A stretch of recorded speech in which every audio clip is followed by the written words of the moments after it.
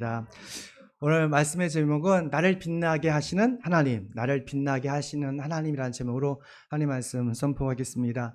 사람 누구나 좀 주변 사람들에게 인정을 받고 또한 영광을 받고 싶은 그런 욕구가 있잖아요. 저도 여러분 다 있지 않습니까? 그래서 일반적으로 직장에 가면 평신원들은 한 가지 꿈이 있는데 그 회장님과 함께 식사를 하고 또한 하는 그런 마음이 있습니다. 왜냐하면 그 회사에서 가장 높은 자리가 영광스러운 자리가 어디예요? 회장의 자리잖아요.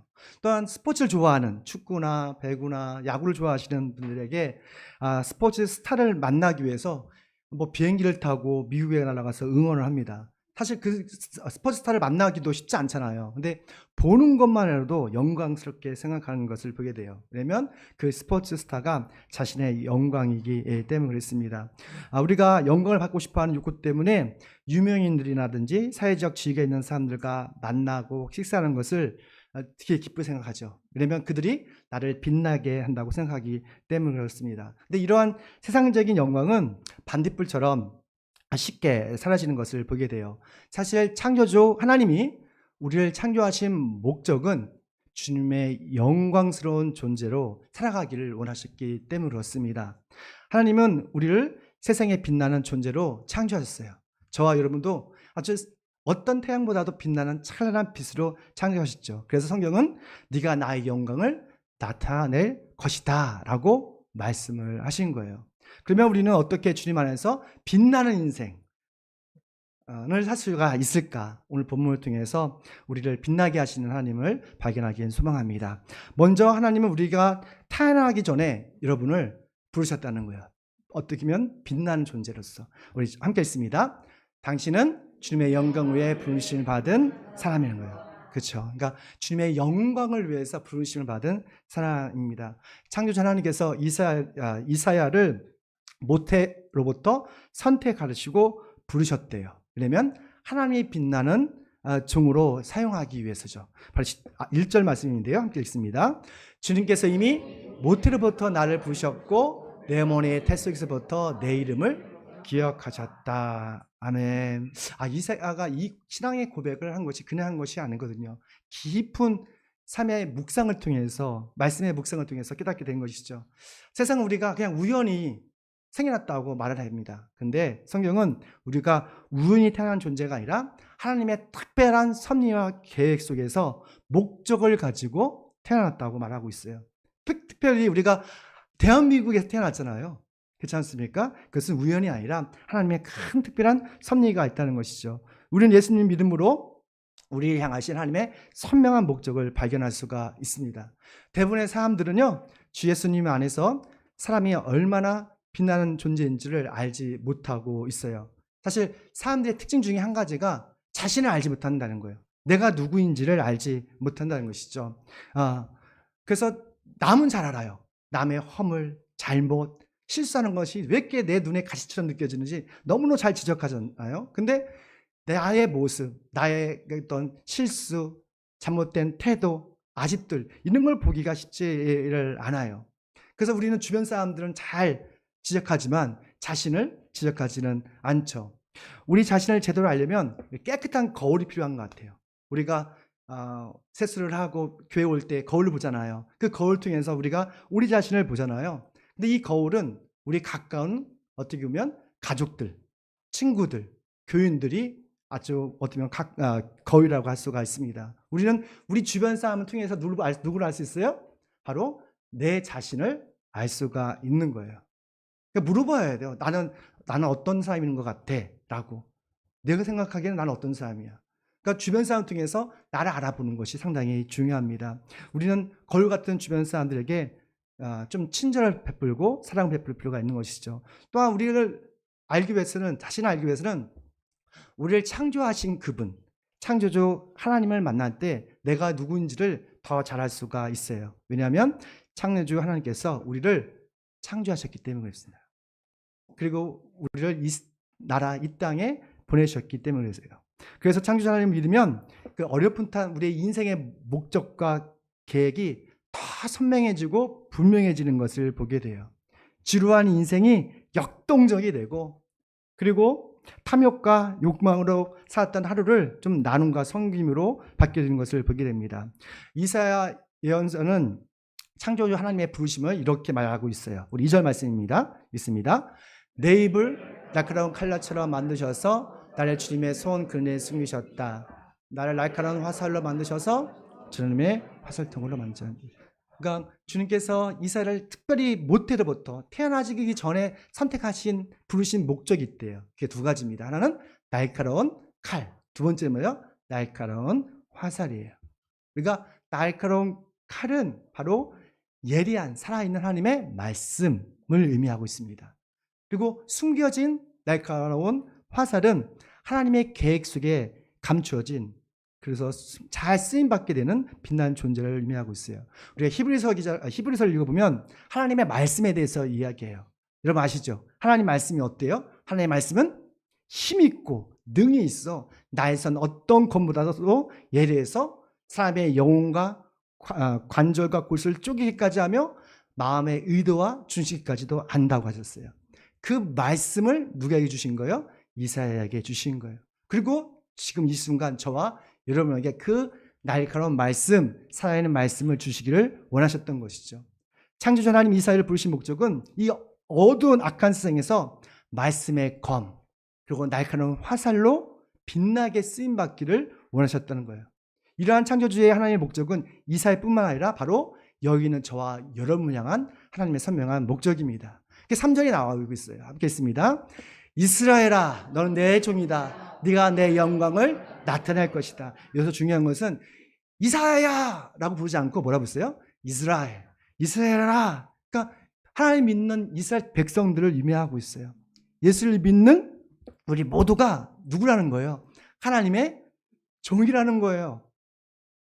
그냥 평범한 우리의 인생을 사는 게 아니에요. 우리는 하나님의 거룩한 종으로 살아가는 거예요. 우리가 예수를 믿는 순간 우리는 하나님의 종이 되고 주님의 영광이 됩니다. 주님의 영광을 위해서 사는 것도 맞지만 이 이사야의 말씀은 주님의 영광 그 자체라고 말하고 있어요. 그래서 네가 내 영광을 나타낼 것이다. 이렇게 말하고 있어요. I will be glorified. 내가 영광이 된다는 것이죠. 하나님께서는 우리를 창조하신 목적이 바로 빛나는 주님의 영광이 되길 원하셨다는 거예요. 수많은 나라가 있습니다. 지구상에. 그렇죠? 그런 중에서 수많은 70억이라는 인구 중에서 특별히 여러분을 선택하신 목적은 평범한 그런 일상을 사는 것이 아니라 빛나는 인생을 살기를 원하셨다는 거예요. 우리는 창조주 하나님께 찬양을 드림으로 빛나는 우리 인생을 살 수가 있습니다. 우리 이사야서 43장 21절 우리 함께 읽습니다. 시작. 이 백성은 나를 위하여 내가 지은 백성이니 나를 사랑할 것이다. 아멘. 이 말씀하시죠. 그러니까 우리가 주님을 찬양할 방식이 두 가지 같아요. 준우야, 주님을 찬양할 때 두 가지 방식이 있어요. 첫 번째는 뭐가 있을까요? 우리가 주일날 아침에 와서 하나님을 우리 이 목소리로 마음을 다해서 찬양하는 거예요. 우리 중심을 다해서. 그러면 가끔 막 손도 올라가기도 하고 그렇지 않습니까? 또 가슴에 주님께서 찬양을 통해서 메시지를 전해주시기도 하고 감동이잖아요. 그러니까 우리의 목소리로 하나님을 마음껏 찬양하고 노래할 수가 있어요. 그것 중에서 하나님께서는 영광을 받으시는 것을 보게 돼요. 그거 아십니까? 아무리 아름다운 천사의 찬양보다도 우리의 찬양을 하나님께서는 기뻐하신다는 거. 왜냐하면 우리는 하나님의 자녀거든요. 남들이 아무리 하나님을 찬양해도 하나님의 자녀가 날 노래할 때 그보다 기쁜 노래가 없어요. 여러분 마음껏 주님을 찬양하십시오. 음치도 상관이 없습니다. 박치도 상관이 없습니다. 그러니까 중심이 중요한 것 같아요. 중심을 다해 주님을 기뻐하십시오. 우리는 이런 찬양의 소리를 통해서 하나님을 영화롭게 할 수가 있어요. 또한 일상에서 주님의 말씀에 순종함을 통해서 삶의 찬양을 드릴 수가 있어요. 주님은 일상에서 주님이 사소한 말씀들, 이 명령들에 순종할 때 이걸 통해서 우리 주님을 찬양할 수가 있는 것을 보게 됩니다. 어떻게 보면 삶의 찬양이죠. 사랑하는 성도 여러분, 우리의 인생의 목적이 단순히 출세하고 성공하고 건강하고 잘 사는 것, 그 이상의 목적이 있다는 거예요. 하나님께서 우리를 향하신 목적은 뭐예요? 바로 주님의 영광이 되는 거예요. 따라합시다. 주님의 영광이 되자. 영광이 되자. 그러니까 주님의 영광을 위해서 사는 것 이전에 여러분 자체는 주님의 영광이십니다. 주님은 우리의 삶의 찬양으로 영광을 받으시는 거예요. 일상에서 주님을 찬양함으로 주님의 영광으로 살아가는 저희 되시길 축원합니다. 또한 두 번째 보니까 함께 있습니다. 당신은 주님의 영광을 위해 세상의 빛으로 파송된 종입니다. 사람입니다. 우리가 무지는 악의 근원이라는 말을 어떤 분이 하시더라고요. 우리가 모르기 때문에 하나님을 대적하고 하나님의 뜻에 반항하고 하나님과 원수된 삶을 사는 것을 보게 됩니다. 하나님의 열심으로, 하나님의 정말 열심으로 이사야는 무지한 백성들에게 하나님의 뜻과 계획을 전했어요. 근데 백성들은 고집이 너무 센 거예요. 자신의 생각이 가득 차 있기 때문에 그 하나님의 말씀 뜻을 순종하지 않았어요. 이사야는 변화하지 않는 그 백성들과 왕들과 귀족들을 보면서 내가 제대로 지금 사역을 하고 있는가? 자신 사역에 대해서 되게 실망감을 느끼고 기운이 빠집니다. 이 4절 말씀이 있습니다. 나의 생각에는 내가 하는 것이 모두 헛수고 같고 쓸모없고 무한 일에 내 힘을 허비하는 것 같았다 라고 말합니다. 그러니까 이사야는 그 당시에 명문 귀족이었잖아요. 우시아 왕 다 친했던 그런 명문 가문이었거든요. 그리고 최고의 학자였어요. 그러니까 영성과 지성이 겸비된 탁월한 예언자이었습니다. 그럼에도 불구하고 집에 있는 왕들도 귀족들도 백성들조차도 그 이사야의 말에 귀를 귀담아듣지 않는 거예요. 심지어는 관심도 없어요. 그러니까 이사야의 마음은 정말 너무 낙심이 됐죠. 우리도 이사야처럼 좀 낙심될 때가 있지 않습니까?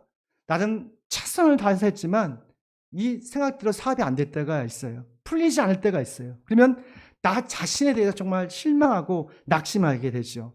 그런데요, 우리가 낙심하고 불가능하다고 생각할 때 주님은 멀리 계시지 않고 더 가까이 나와 계시더라고요. 그래서 우리가 믿음의 눈으로 주님을 바라보면 주님의 큰 도우심을 경험할 수가 있는 것입니다.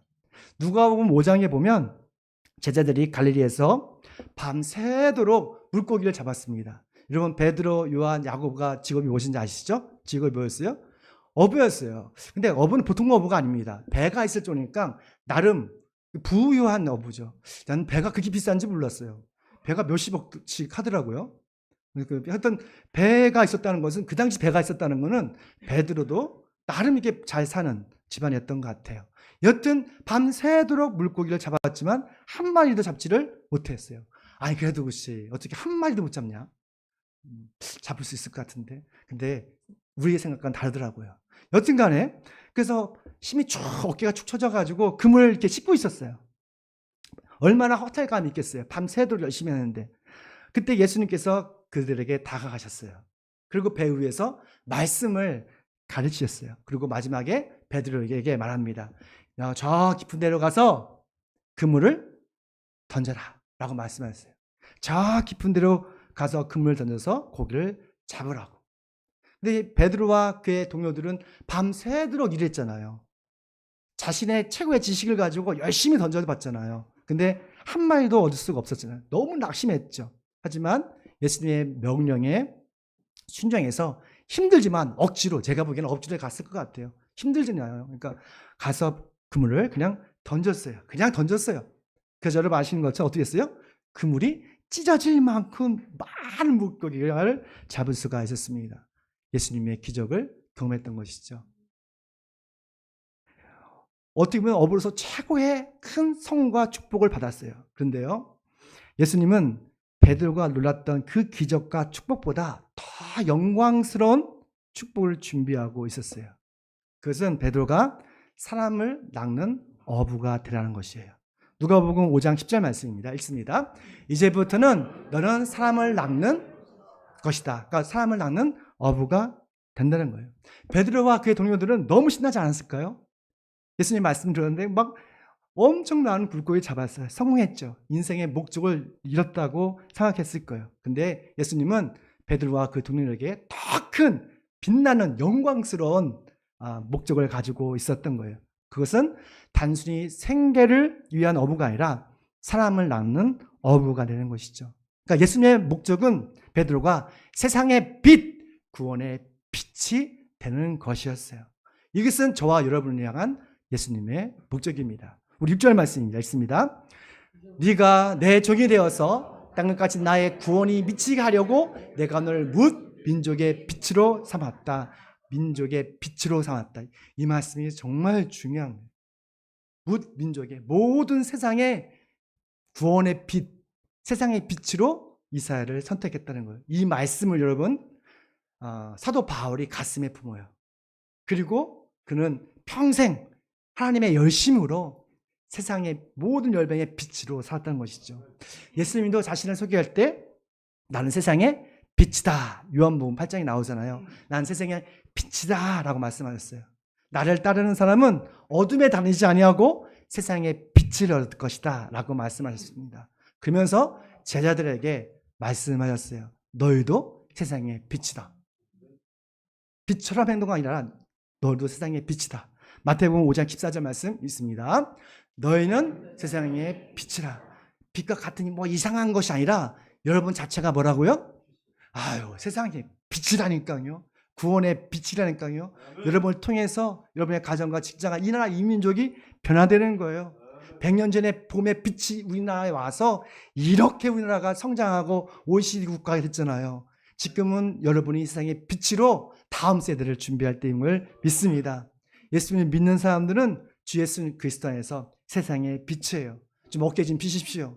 사업이 안 된다고, 내가 계획된 것이 안 된다고 주눅 들지 마시고 어깨를 피십시오. 여러분 뭐라고요? 세상의 빛이에요. 빛이 왜 이렇게 근심과 걱정으로 가득 차 있어? 웃어주십시오. 여러분 세상의 빛입니다. 우리 주변의 사람들은 우리의 구별된 말, 행동을 통해서 여러분을 존경할 뿐만 아니라 하나님께 영광을 돌릴 걸 믿습니다. 이것이 세상의 빛이고 또한 삶의 찬양해 드리는 주님의 영광의 모습이죠. 사랑하는 성도 여러분, 어둠의 자녀로 살지 마시고 빛의 자녀로 살기를 축원합니다. 어둠은 세상의 지배를 받지만 빛은 세상을 밝게 하고 아름답게 하는 것이죠. 우리는 더 이상 어둠의 자녀가 아니라 주 예수 그리스도 안에서 세상의 빛입니다. 세상의 빛으로 사시길 축원합니다. 마지막입니다. 함께 했습니다. 당신은 세상의 왕들에게 존경받는 존귀한 사람입니다. 아멘. 그러니까 존귀한 사람이에요. 여러분 평범한 사람이 아니라 어떤 사람이라고요? 존귀한 사람이에요. 우리가 일상에서 세상의 빛으로 살아가면 사람들에게 칭찬도 받을 수 있지만 사실은 어둠에 갇힌 무지한 사람들로부터 좀 미움도 당하고 오해도 받고 그리고 멸시도 받을 때가 있습니다. 하지만 주님날에 주님께서 우리를 최고로 예우해 주실 것이고 존경해 주실 걸 믿습니다. 그것이 7절 상반절에 나오고 있어요. 함께 있습니다.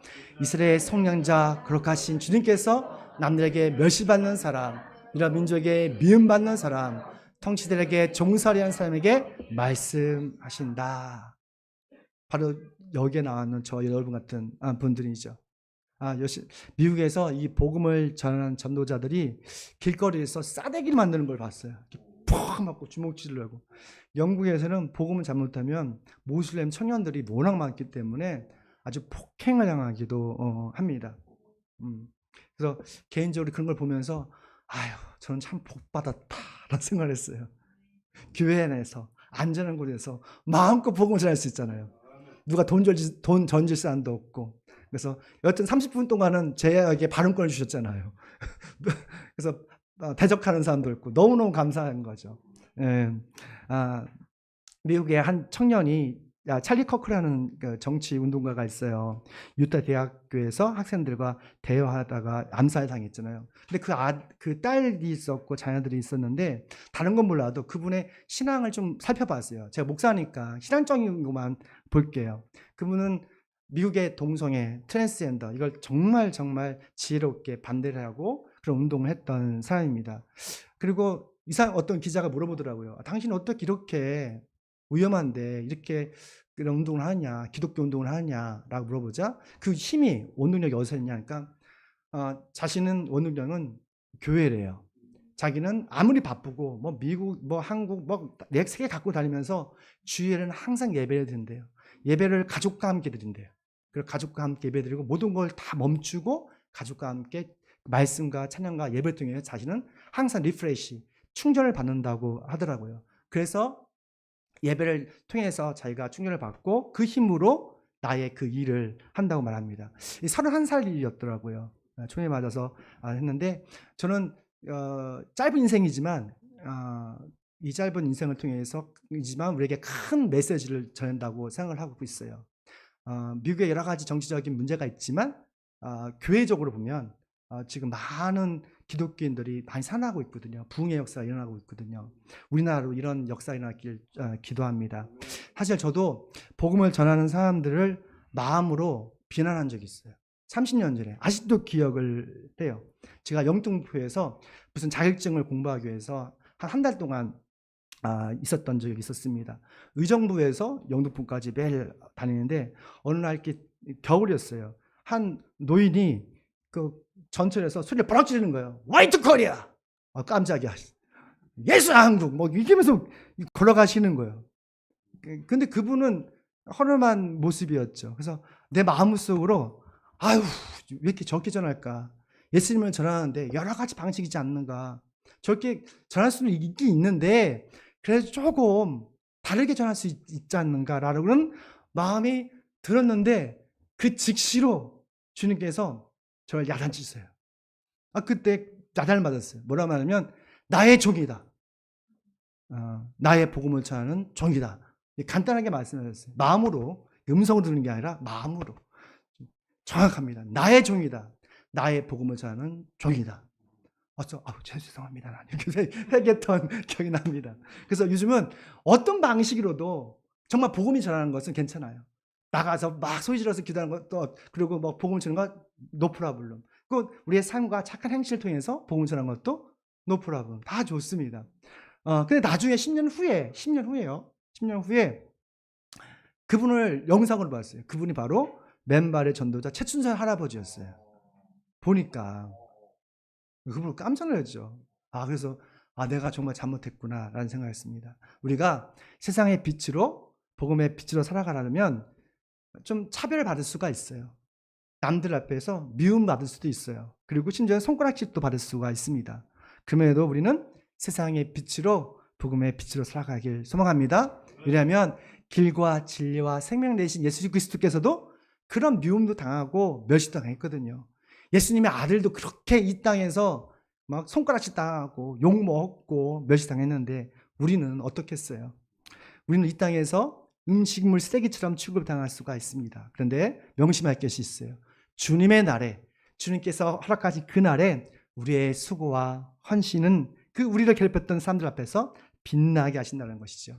그게 바로 7절 하반절 약속이에요. 우리 함께 있습니다. 왕들이 너를 보고 일어나서 예를 갖추며 대신들이 또한 부복할 것이니 이런 택하신 이스라엘에 거룩하신 하나님 신실한 나 주 하나님 때문이다. 아멘. 이 말씀이 여러분에게 이루어질 걸 믿습니다. 요새 부복이란 말이 참 어려웠어요. 제 부복. 그래서 영어를 찾아봤더니 bow down이더라고요. 그러니까 우리를 괴롭혔던 왕들, 귀족들, 나보다 윗상 상사들이잖아요. 근데 그 사람들이 나 앞에서 무릎을 꿇고 경배를 한다는 거예요. 부복이라는 것은 bow down, 경배를 한다는 거예요.